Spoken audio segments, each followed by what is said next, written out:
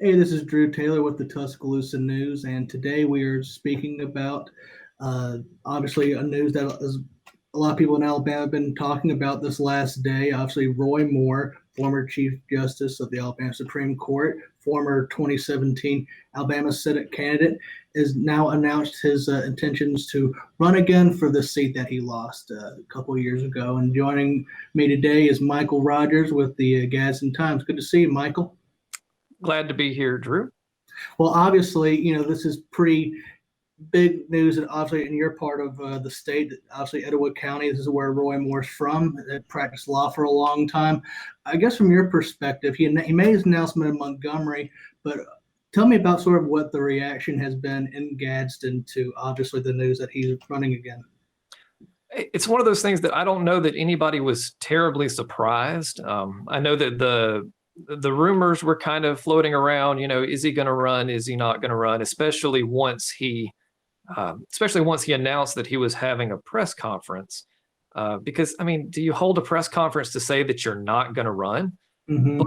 But just sort of the reaction that I've seen from people around here is not a lot of surprise.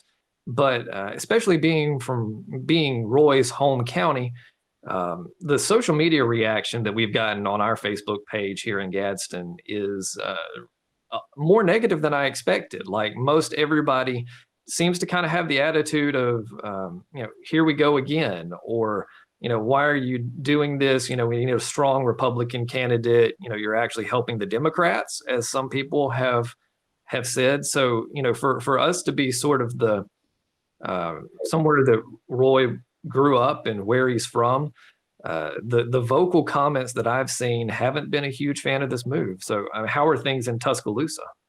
It's kind of funny you mention that because we've had sort of the same reaction because really going into this announcement, I was sort of theorizing two different possibilities. One would be that people are just kind of tired of the whole media circus of Roy Moore, the allegations of sexual misconduct, just sort of his own controversies in Alabama itself, and that people would kind of want to move on. But another possibility I was saying was that in a way, a lot of conservatives are kind of angry about what happened with this last Senate, feeling that these allegations and the stories that came out almost kind of robbed the election from having a Republican in office. So that would bring in more people to even support him further. But really kind of looking through social media and even from, a lot of our state law enforcement, Richard Shelby being one, that obviously there's not really a lot of people, who are really excited for him coming into this. Obviously, we have about 5 or 6 people who have already announced their intention to run. Bradley Byrne, who went for governor at one point, and Tommy Tuberville, who coached Auburn football. But I think a lot of people are just kind of really tired of the whole Roy Moore, I guess, saga at this point. And and it's interesting because I think even despite sort of his own controversy, it seems like obviously these allegations that plagued him in the last election are going to continue to plague him in this particular race. Do you have a feeling that I guess people still sort of this is what comes to mind when they think about him? I don't really know how that affects people around here because, for us at the newspaper, those sort of allegations, those weren't really something that we had heard the rumor about before when they first came up. And so I don't know how many people, were caught off guard by them, but by that point, it's sort of old news.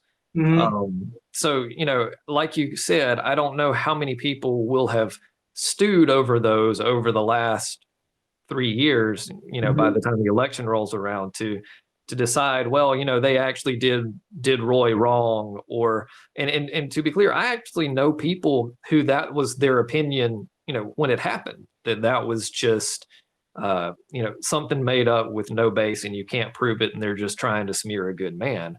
So I don't know if any of that will swing over to that sort of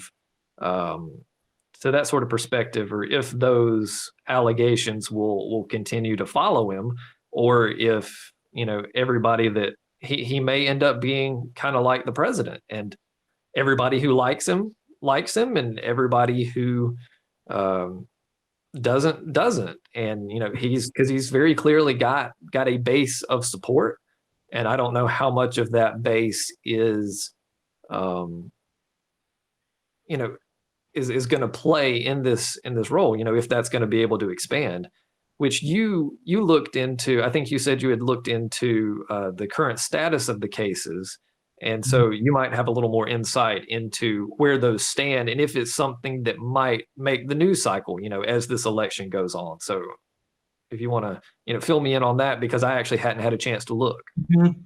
Yeah, absolutely. Well, at this point, there have been 9 women that have accused him of some form of sexual misconduct, going back from the 70s up to the early 90s. I guess the main, accuser who has come out, has been a Lee Korfman, who claimed uh, that when she was a teenager, that he had inappropriately touched her, and it was a lot of what her allegations and her story is what kind of became the linchpin of a lot of the stories that came out and the accusation that came out about Roy Moore.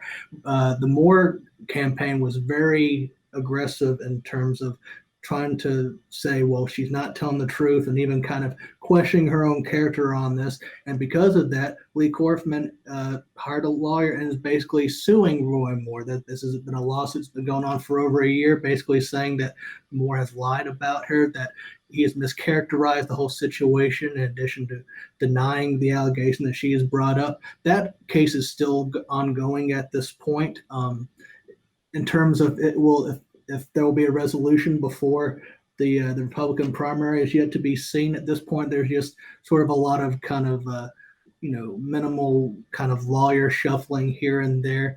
But obviously, there's been a lot of issues brought up in terms of, I guess, her own background, his own background, and I guess moving forward in terms of trying to gather that particular uh, evidence with that. And I was curious, just from your perspective, obviously, since you're in Gadsden, you might have a more of a perspective on this. What's been kind of interesting to me is the way that the Roy Moore, in a lot of ways, has been sort of going on the offensive against the GOP in a lot of ways. That even Mitch McConnell has said that he hasn't want anything to do with them. Richard Shelby has said that he didn't want anything to do with them. Do you have a sense that a lot of, I guess, the local politicians or Alabama politicians are kind of, you know, off the Roy Moore bandwagon at this point? I'm not sure. Our local politicians have been quiet about it, and frankly, I don't really blame them.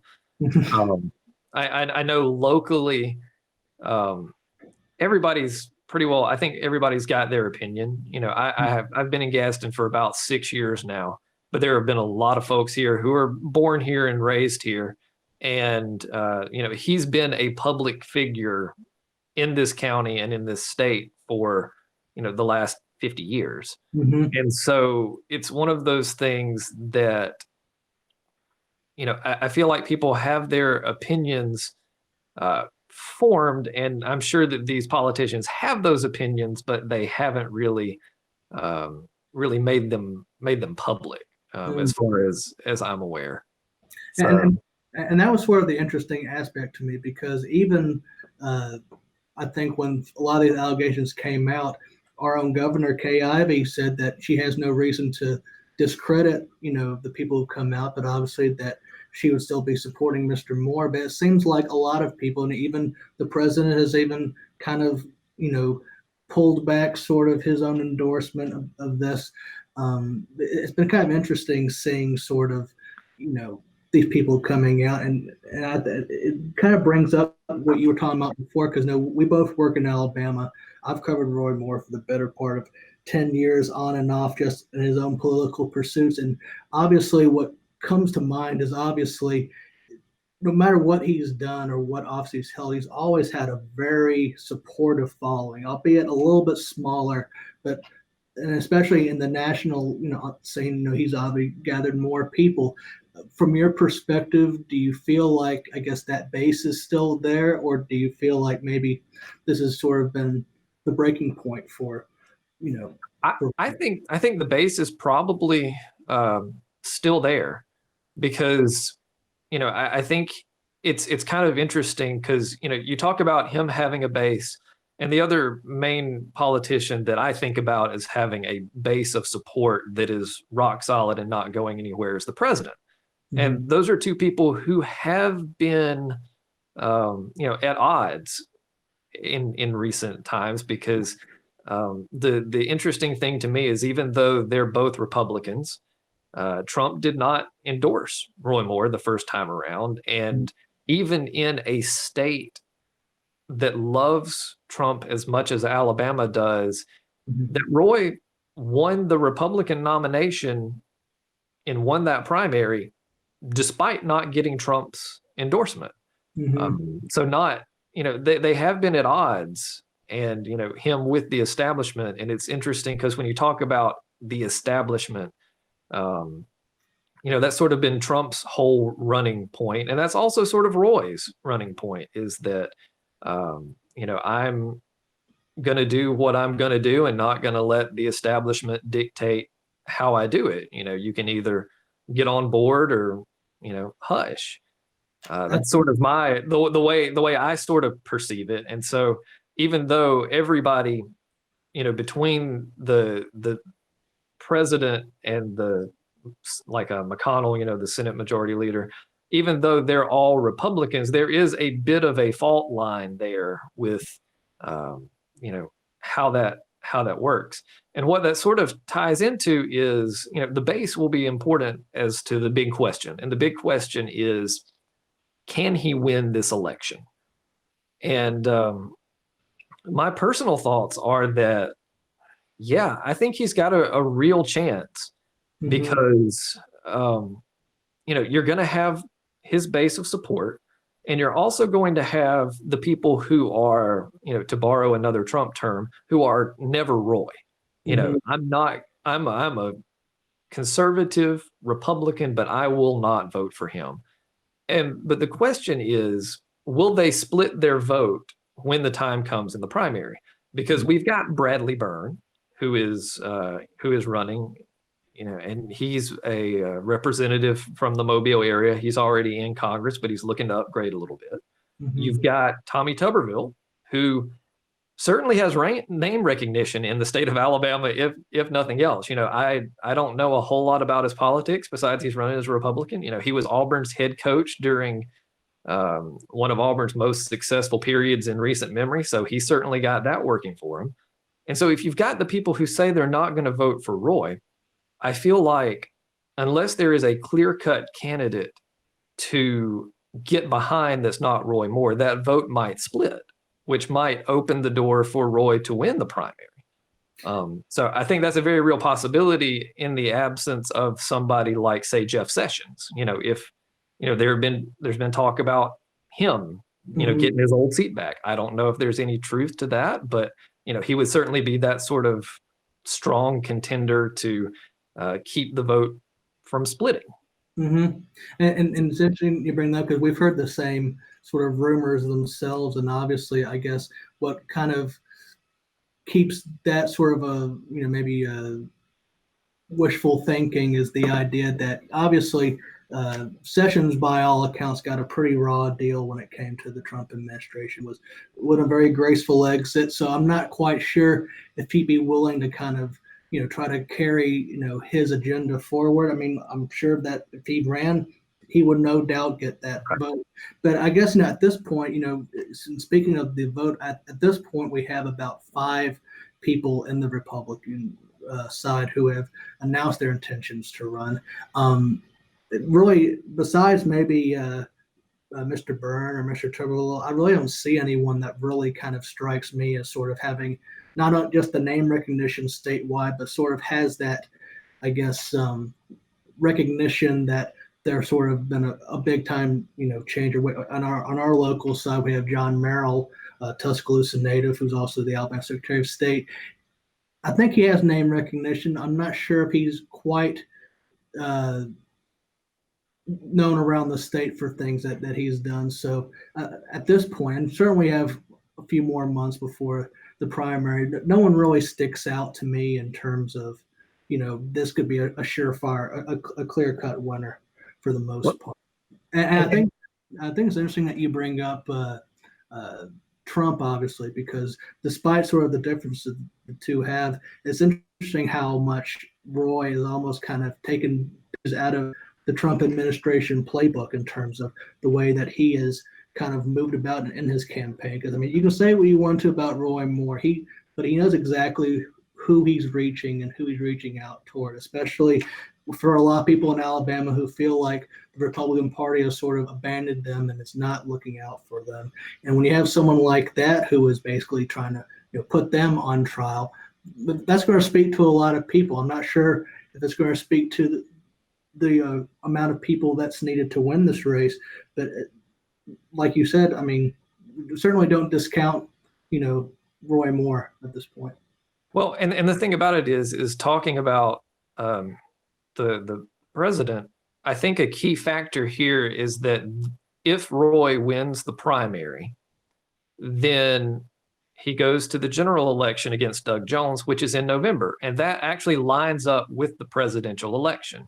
Mm-hmm. And I saw some numbers from Brian Lyman, who works at the Montgomery Advertiser, and he pointed out that when turnout is high, Roy Moore's the votes for him tends to underperform. Mm-hmm. Now that kind of goes against, if that's what the numbers say, that's what the numbers say. But my gut feeling is that getting on the ticket with the president would be a good thing for him, because mm-hmm. here in Alabama, we have straight ticket voting. I don't know how many other states still do that, but it allows you to just check a box at the top of your ballot that says, I want to vote for all Republicans, or I want to vote for all Democrats.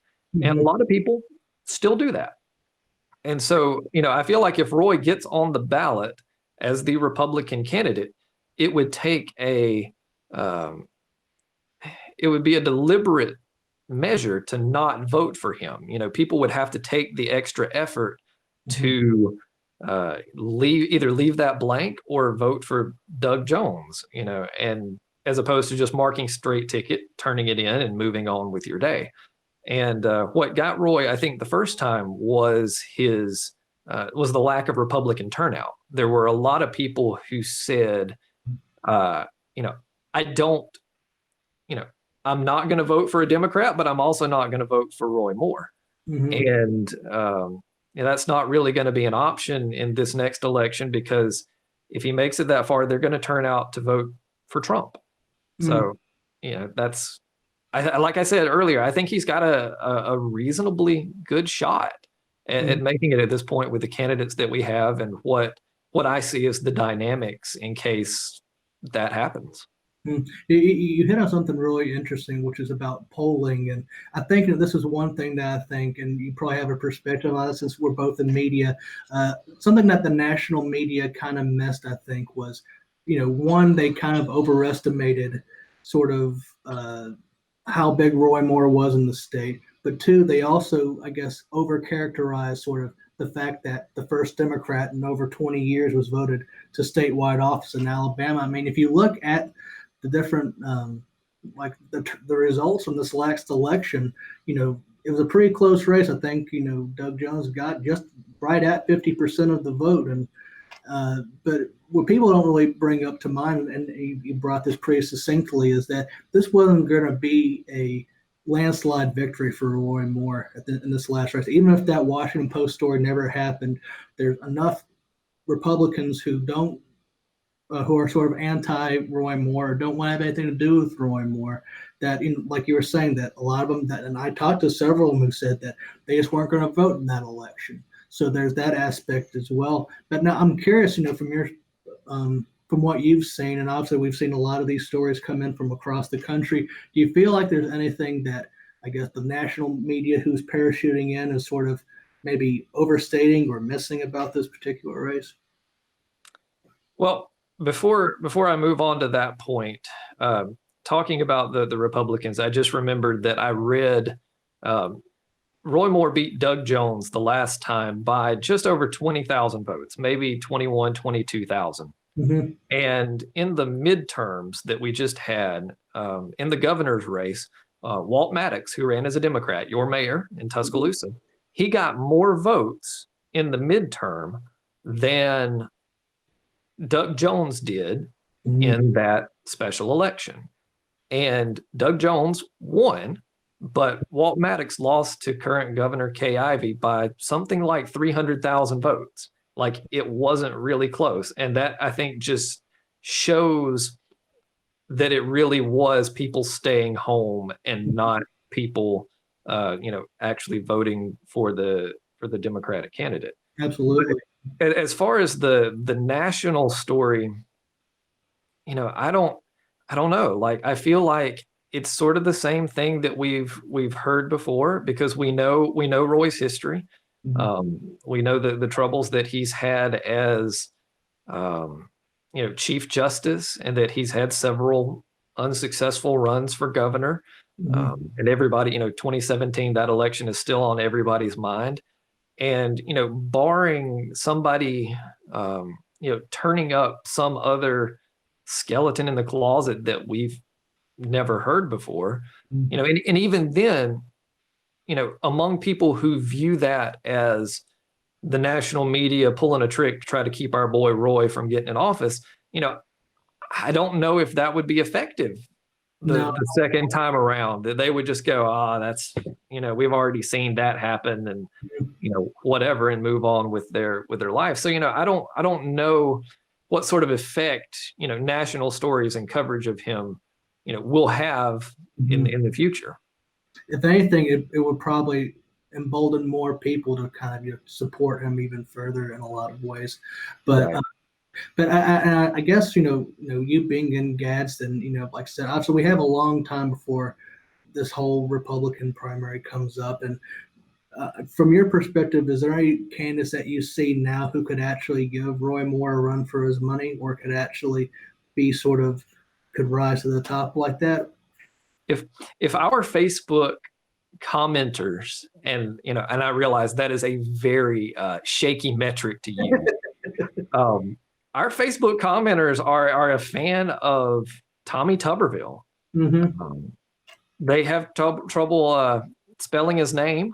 I saw him get called Tuberfield by somebody, but they like Tuberville. And I know Bradley Byrne has run for governor in the past, so Mm-hmm. I don't. That seems like he's somebody who has statewide recognition.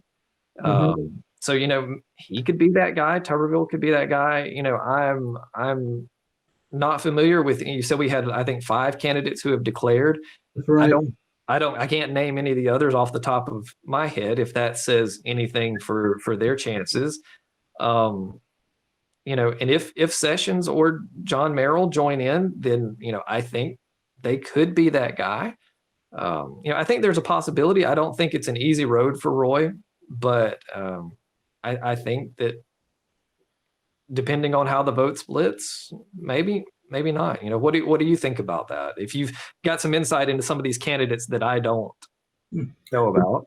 Like I was saying before, no one really kind of, you know, sticks out to me as sort of a clear cut winner. Obviously, Bradley Byrne probably just has the most political experience because he ran for governor back in 2010. He's been in the Alabama, legislature for a long time. I think a lot of voters have kind of forgotten about, because obviously the 2010 race was the race that he lost to Robert Bentley, and it seems like a lot of people have kind of forgotten what Alabama politics were about before then. But it also kind of shows you a bit of a change in sort of the ideals. If I remember correctly, I think that was the race where a lot of his opponents were like the main criticism they had of him was that he believed in evolution. So that really shows you, I guess, sort of how priorities have changed a lot in the in Alabama politics. I think obviously we have a long time to really see someone come up. Uh, you mentioned Tommy Tuberville. I mean, certainly the cult of personality has gone a long way to get people into political office. Just look at national politics.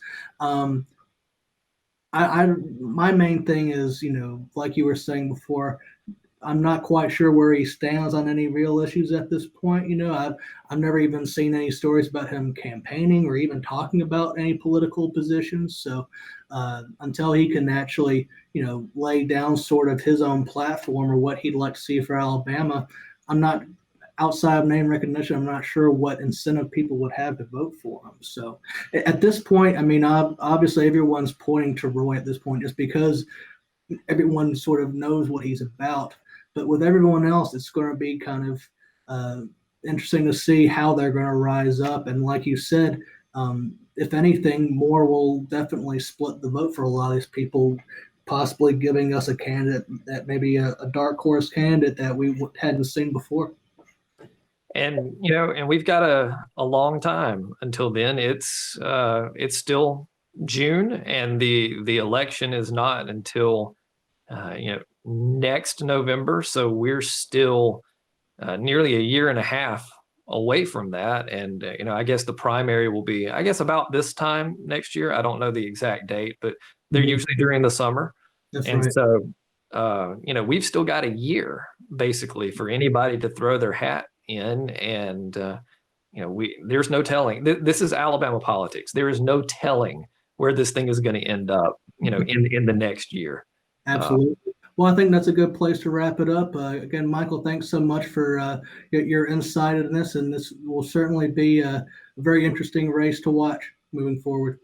No doubt. And this is Drew Taylor from the Tuscaloosa News. Thanks for watching.